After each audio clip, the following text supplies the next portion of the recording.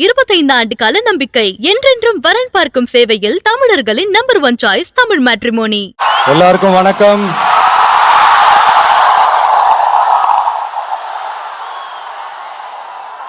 எல்லாரும் எப்படி இருக்கீங்க? சாப்பிட்டீங்களா?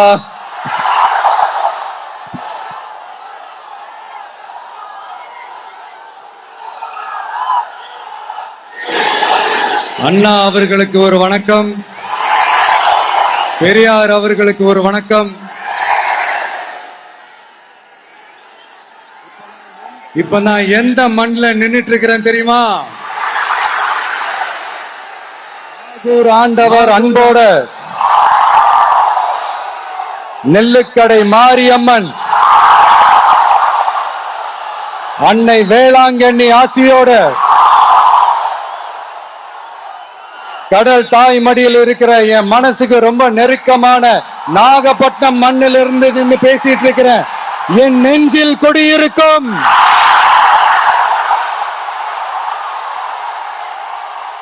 உங்கள் அனைவருக்கும் என்னைக்குமே ஒரு மீனவ நண்பனா இருக்கிற இந்த விஜயோட அன்பு வணக்கங்கள். இந்த கப்பல் இருந்து வந்து இறங்குற இந்த பொருட்களை எல்லாம் விற்கிறதுக்காக அந்த காலத்துல அந்தி கடையெல்லாம் நாகப்பட்டினத்துல இருக்கும்னு கேள்விப்பட்டிருக்கிறேன். மீன் பிடிக்கிற தொழில், மத்த தொழில்கள், இந்த விவசாயம், எந்த பக்கம் திரும்பினாலும் எப்படி பார்த்தாலும் உழைக்கிற மக்கள் இருக்கிற ஊர் தான் நம்ம நாகப்பட்டினம் ஊரு. மத வேறுபாடே இல்லாத, அனைவருக்கும் பிடித்து போன, மத சார்பின்மைக்கு எடுத்துக்காட்டாக வாழ்ற உங்கள் அனைவருக்கும் மீண்டும் என்னுடைய சிரம் தாழ்ந்த ஸ்பெஷல் வணக்கங்கள். இந்த தமிழ்நாட்டில் இந்த மீன் ஏற்றுமதியில 2வது இடத்துல இருக்கிறது நம்ம நாகப்பட்டினம் ஹார்பர் தான். ஆனா அங்க இந்த நவீன வசதிகளோட இந்த மீன் பதப்படுத்துற இந்த மாடர்ன் தொழிற்சாலைகள்லாம் இல்ல.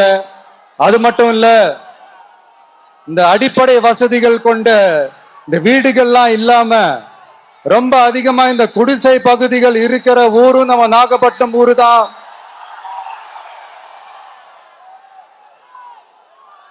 இந்த முன்னேற்றத்திற்கெல்லாம் எங்கள் ஆட்சிதான் சாட்சி. அப்படி இப்படின்ட்டு இந்த அடுக்குமொழியில பேசி அது நம்ம கேட்டு காதுல இருந்து ரத்தம் வந்ததான் மிச்சம். இவங்க ஆண்டது பத்தாதா? இப்படி தவிக்கிறாங்களே நம்ம மக்கள், அது பத்தாதா?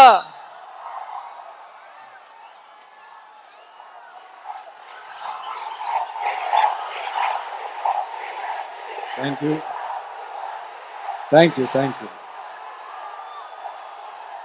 இந்த இலங்கை கடற்படையால நம்ம மீனவர்கள் தாக்கப்படுறதையும் அதுக்கான காரணத்தை பத்தியும் அதுக்கான தீர்வை பத்தியும் நான் மதுரை மாநாட்டிலே நான் பேசியிருந்தேன். அது ஒரு தப்பா? மீனவர்களுக்காக குரல் கொடுக்கறதும் அவங்களோட நிக்கிறதும் நம்மளுடைய கடமை, நம்மளுடைய உரிமை. நான் என்ன இன்னைக்கு நேத்தாங்க அவங்களுக்காக குரல் கொடுக்கிறேன். இதே நாகப்பட்டினத்துல 14 வருஷத்துக்கு முன்னாடி 2011ல February 22 இதே நம்ம மீனவர்கள் தாக்கப்பட்டதை கண்டிச்சு ஒரு பொதுக்கூட்டம் ஒண்ணு நடத்தணும் இல்லையா? இந்த விஜய் களத்துக்கு வர்றது ஒண்ணு புதுசு இல்ல கண்ணா. எப்போ வந்தாச்சு. என்ன ஒண்ணு, முன்னாடிலாம் விஜய் மக்கள் இயக்கம் என்ற அந்த இயக்கமா வந்து நிற்போம்.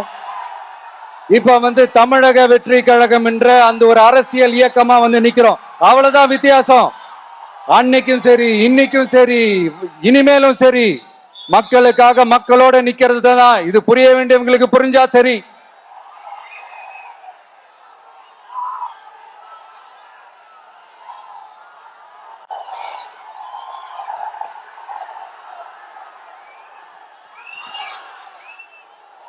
மீனவர்களுக்காக குரல் கொடுக்கிற இதே சமயத்துல நம்ம தொப்புள் கொடி உறவுகளான ஈழத் தமிழர்கள்,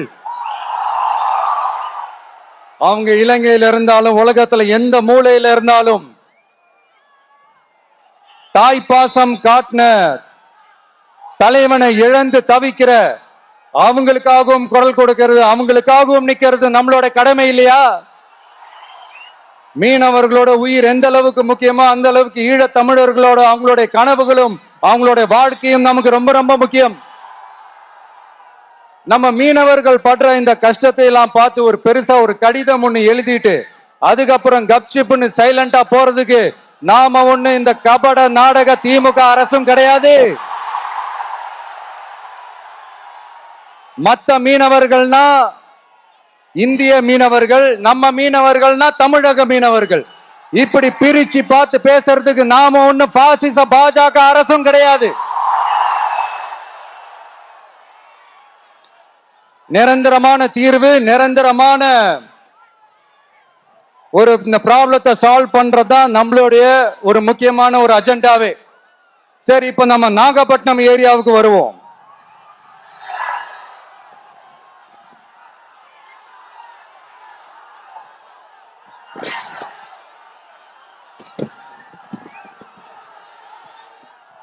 இங்க இருக்கிற மண் வளத்தை பாதிக்கிற இறால் பண்ணைகளை முறைப்படுத்தணும். அப்பதான் மீனவர்களோட வாழ்வாதாரமும் விவசாயிகளோட வாழ்க்கையும் பாதிக்காம இருக்கும். கடலோர கிராமங்கள்ல மீன் அரிப்புல இருந்து பாதுகாக்கிற அலையாத்தி காடுகளை அழிக்கிறத பத்தி தடுத்து நிறுத்தி அதுக்கு ஒரு வழி பண்ண வேண்டிய அரசாங்கத்துக்கு இதை விட ஒரு முக்கியமான ஒரு வேலை ஒண்ணு இருக்கு. அது என்ன தெரியுமா? சொந்த குடும்பத்தோட வளர்ச்சியும் சொந்த குடும்பத்தோட சுயநலமும் தான் அந்த முக்கியமான வேலை. இங்க இருக்கிற மக்களுக்கு குடிக்க தண்ணி இல்லாம தவிக்கிறாங்க. அதுக்கு தீர்வா காவிரி தண்ணியை கொண்டு வரலாம், மக்களோட தாகத்தை தீர்க்க. கொண்டு வந்தாங்களா? இவ்வளவு பாரம்பரிய கடல் சார்ந்த ஊர்ல ஒரு கவர்மெண்ட் மெரைன் காலேஜ் ஒண்ணு கொண்டு வரலாம். கொண்டு வந்தாங்களா? மீன் சம்பந்தமான எந்த தொழிற்சாலையும் அமைக்கல. அமைச்சாங்களா? அட்லீஸ்ட் நிறைய பேருக்கு வேலை வாய்ப்பு கிடைக்கிற மாதிரி தொழில் வளர்த்தியாவது பெருக்கலாம், அதையாவது செஞ்சாங்களா? ஆனா ஒவ்வொரு டைமும் வெளிநாட்டுக்கு டூர் போயிட்டு வர்றப்பெல்லாம் அத்தனை கோடி முதலீடு, இத்தனை கோடி முதலீடுன்னு சிஎம் அவர்கள் சிரிச்சுக்கிட்டே சொல்லுவாரு. சிஎம் சார், மனசை தொட்டு சொல்லுங்க, வெளிநாட்டு முதலீடா இல்ல வெளிநாட்டுல முதலீடா? ஒட்டுமொத்த தமிழ்நாட்டுக்கும் முதலீடா இல்ல உங்க குடும்பத்தோட முதலீடு வெளிநாட்டுக்கு போகுதா? வேளாங்கண்ணி, நாகூர், கோடியக்கரைன்னு இங்க இருக்கிற டூரிஸ்ட் பிளேஸ் எல்லாம் கொஞ்சம் நல்லா டெவலப் பண்ணலாம். பண்ண என்ன குறைஞ்சா போயிடுவீங்க? வேதாரண்யம் பகுதியில் உப்பு ஏற்றுமதி செய்யறதுக்கு வசதியை செஞ்சு கொடுக்கலாம். செஞ்சாங்களா? நாகூர் ஆண்டவர் அரசு மருத்துவமனையில பிரசவம் பார்க்கிற டாக்டரே இல்லையா? நாகப்பட்டினம் புது பஸ் ஸ்டாண்டையாவது சுத்தமா சுகாதாரமா வச்சுக்கிறாங்களா? நாகப்பட்டினம் ரயில்வே ஸ்டேஷன் வேலைகளை சீக்கிரமா முடிச்சு வைக்கலாம், அதையாவது செஞ்சாங்களா? இங்க ஏற்கனவே இருந்த ஸ்டீல் ரோலிங் மில்லையும் ரயில் பெட்டி தயாரிக்கிற தொழிற்சாலை மூடிட்டாங்க. அத மறுபடியும் திறந்தா நிறைய பேருக்கு வேலை வாய்ப்புகள் கிடைக்கும். ஏன் அதை பத்தி யோசிக்கல? மேலக்கோட்டை வாசல் NH மேம்பாலம் கட்டி 50 வருஷம் ஆச்சு, அது சரியா மேம்படுத்தலாம், அதை செஞ்சாங்களா?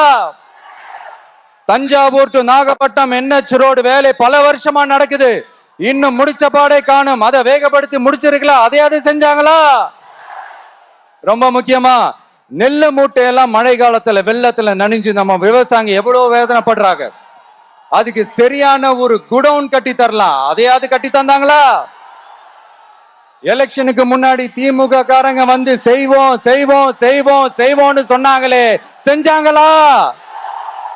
இதெல்லாம் எதுவுமே செய்யாம எல்லாத்தையும் செஞ்ச மாதிரியே அதையும் பெரியம்மையா வேற சொல்லுவாங்க இவங்க. நான் போன வாரம் திருச்சிக்கும் அரியலூர் மாவட்டத்துக்கும் போய் நம்ம மக்களை சந்திக்க போயிருந்தேன். அப்போ பெரம்பலூரும் போக வேண்டியது. அங்க சில ரூல்ஸ் அண்ட் ரெகுலேஷன்ஸ், ஒரு கட்டத்துக்கு அப்புறம் இந்த பஸ்ஸே மூவ் ஆகல. அதுக்கப்புறம் அதை தாண்டி ஒரு டைமுக்கு மேல பேசுறது, சரி அதெல்லாம் விடுங்க. இந்த நேரத்துல பெரம்பலூர் பகுதி மக்களுக்கு நான் மன்னிப்பு கேட்டுக்கிறேன். சீக்கிரமாவே உங்களை தேடி நான் வருவேன் ஃபார் ஷுர். நம்ம இந்த டூர் பிளான், இந்த ஷெட்யூல் போட்டதுக்கு அப்புறம் அது என்னப்பா சனிக்கிழமை சனிக்கிழமை சனிக்கிழமை அப்படின்னு ஒண்ணு ஸ்டார்ட் ஆச்சு. அது ஒண்ணும் இல்ல, உங்க எல்லாரையும் பார்க்கும்போது உங்களுக்கு எந்த விதமான டிஸ்டர்பன்ஸும் இருந்துடக்கூடாது. முக்கியமா உங்களுடைய வேலைகளுக்கு எந்த விதமான டிஸ்டர்பன்ஸும் இருந்துடக்கூடாது அப்படின்ற ஒரே காரணத்துக்காக தான் இப்படி வீக்கெண்டா பார்த்து இப்படி இந்த பிளானை ஷெட்யூல் பண்ணோம். லீவு நாட்கள்ல, ஓய்வு நாட்கள்ல வரணும்ன்றதான் அந்த எண்ணமே. அது மட்டும் இல்ல, அரசியல்ல சில பேருக்கு நம்ம ஓய்வும் கொடுக்கணும் இல்லையா? அதனாலதான் இந்த ஓய்வு நாட்களா பார்த்து இப்படி செலக்ட் பண்ணோம். சரி, இப்போ நம்ம மக்களை சந்திக்கிறதுக்கு, நம்ம சொந்தங்களை சந்திக்கிறதுக்கு எத்தனை கட்டுப்பாடுங்க. அந்த இடத்துல பர்மிஷன் இல்ல, இந்த இடத்துல பர்மிஷன் இல்ல. ஆனா அதுக்கான காரணங்கள்லாம் நீங்க கேட்டீங்கன்னா சொத்தையான காரணமா இருக்கும். அங்க பேசக்கூடாது, இங்க பேசக்கூடாது, 5 நிமிஷம் தான் பேசணும், 10 நிமிஷம் தான் பேசணும். நான் பேசுறதே 3 நிமிஷம் தான். அதுலயும் அது பேசக்கூடாது, இதை பேசக்கூடாதுன்னு சொன்னா அப்புறம் நான் எதை தான் பேசுறது. அரியலூர்ல போனப்போ நான் கரெக்டா அந்த ஊருக்கு போறதுக்கு முன்னாடி அந்த ஏரியாலேயே அந்த பவர் கட்டு. அப்புறம் நான் திருச்சிக்கு போய் நான் பேச ஆரம்பிச்சதுக்கு அப்புறம் அந்த ஸ்பீக்கருக்கு போற அந்த வயரு கட்டு. இல்ல, நான் தெரியாம தான் கேட்கிறேன் சிஎம் சார். ஃபார் எக்ஸாம்பிள், இப்ப ஒரு RSS தலைவர் இங்க வராருன்னு வச்சுக்கோங்க, இல்ல நம்ம பிரதமர் மோடிஜி அவர்களோ இல்ல உள்துறை அமைச்சரோ இங்க வராருன்னு வச்சுக்கோங்க. இந்த மாதிரி கண்டிஷன்ஸ் எல்லாம் போடுவீங்க, இந்த மாதிரி பவர் கட் பண்ணுவீங்க, இந்த மாதிரி வயர் கட் பண்ணுவீங்க. கொஞ்சம் கட் பண்ணி தான் பாருங்களேன். முடியாதுல, பேஸ்மெண்ட் அதிரும்ல. நீங்க தான் மறைமுக உறவுக்காரர்களாச்சே. இதாவது பரவாயில்லைங்க. இதை தாண்டி ஒரு ரூல் ஒண்ணு போட்டாங்க, பஸ்ஸுக்குள்ளேயே இருக்கணுமா, பஸ்ஸை விட்டு வெளியில வரக்கூடாதான், கையை இவ்வளவுதான் தூக்கணுமா, இப்படியே வரணுமா, மக்களை பார்த்து சிரிக்காத, மக்களை பார்த்து கையசைக்காத, இப்படி எல்லாம். ஐயோ ஐயோ ஐயோ, நானும் என்னவோ ஏதோ நினைச்சேங்க. செம்ம காமெடியா இருக்குங்க.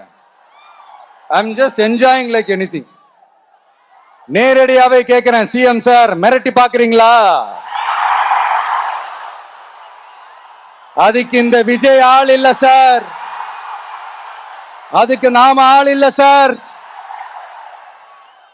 என்ன செஞ்சிருவீங்க? மேக்சிமம் கொள்கைய சும்மா பேருக்கு மட்டும் வச்சுக்கிட்டு குடும்பத்தை வச்சு கொள்ளையடிக்கிற உங்களுக்கே இவ்வளவு இருந்தா, சொந்தமா உழைச்சி சம்பாதிச்ச எனக்கு எவ்வளவு இருக்கும்?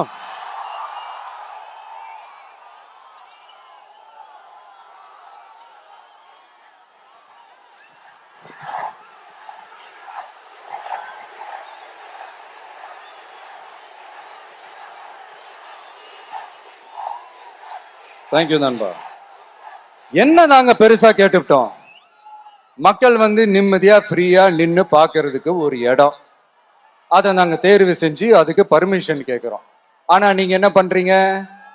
அந்த இடத்தையெல்லாம் விட்டுட்டு நெருக்கடியோட, மக்கள் நெருக்கடியோட எங்கெல்லாம் நிப்பாங்களோ அந்த இடமா பார்த்து செலக்ட் பண்ணி தெரியுங்க. உங்க எண்ணம் தான் என்ன சார்? நான் அவங்கள பார்க்க கூடாது, அவங்களோட பேசக்கூடாது, அவங்க குறைகளை கேட்க கூடாது, அவங்களுக்காக குரல் கொடுக்க கூடாது. என்னதான் சார் உங்க எண்ணம்? சரிங்க சார், ஒரு அரசியல் தலைவன் அப்படின்றதெல்லாம் மறந்துருங்க. ஒரு சாதாரண ஒரு தமிழ்நாட்டு மண்ணோட ஒரு மகனா, ஒரு நம்ம தமிழ் மக்களுடைய ஒரு சொந்தக்காரனா, என் மக்களை, என் குடும்பத்தை, என் சொந்தங்களை நான் பார்க்க போனா என்ன பண்ணுவீங்க? அப்பவும் தடை போடுவீங்களா? வேணாம் சார். இந்த அடுக்குமுறை, இந்த அராஜக அரசியல்லாம் வேணாம் சார். நாம ஒண்ணு இங்க தனியால் இல்லைங்க சார். மாபெரும் மக்கள் சக்தியோட பிரதிநிதிங்க சார். மாபெரும் பெண்கள் சக்தியோட சகோதரன் சார். மாபெரும் இளைஞர் இயக்கமா இருக்கிறோம் சார். மறுபடியும் சொல்றேன், 2026 ரெண்டு பேருக்கு நடுவுல தான் போட்டியே. ஒண்ணு இன்னொன்னு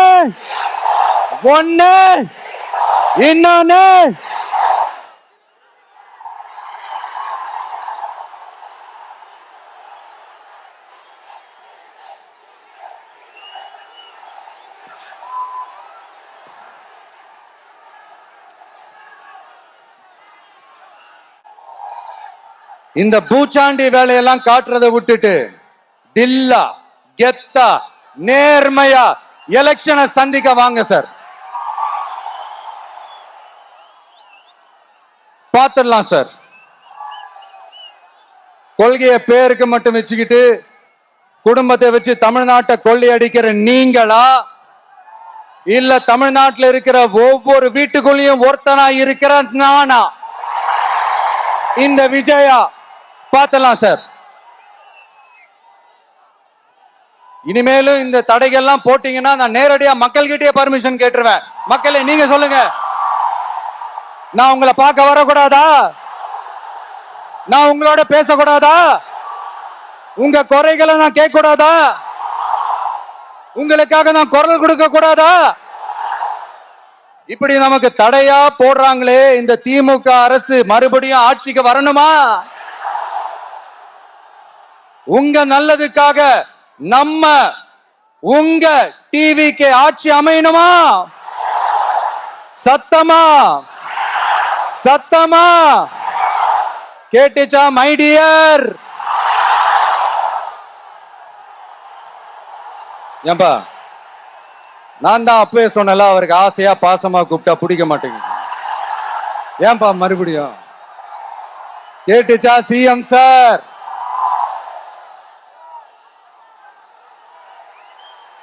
இந்த போர் முழக்கம் உங்களை ஒரு நிமிஷம் கூட தூங்க விடாது, துரத்திக்கிட்டே வரும்.